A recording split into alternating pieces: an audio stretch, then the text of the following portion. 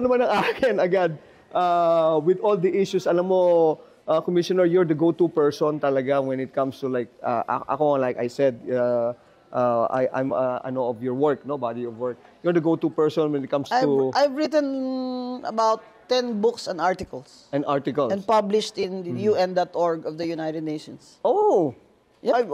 I have books in the library system of Stanford and Harvard. Oh, galing ah. Galing ah. Siyempre. Oy, believe naman talaga. UP ako eh. Oh, yeah.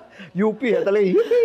It makes the whole Philippines happy for having such an accomplished...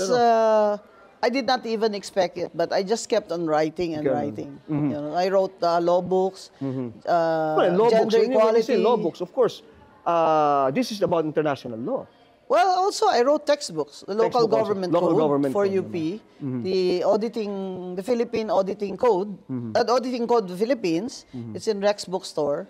I think so far that is the only case book in auditing code in the Philippines. Yeah. Oh. And of course, the Anti-Violence Against Women Act, Anti-Sexual Harassment Act, also in the UP Law Center, and engendering the Philippine judiciary.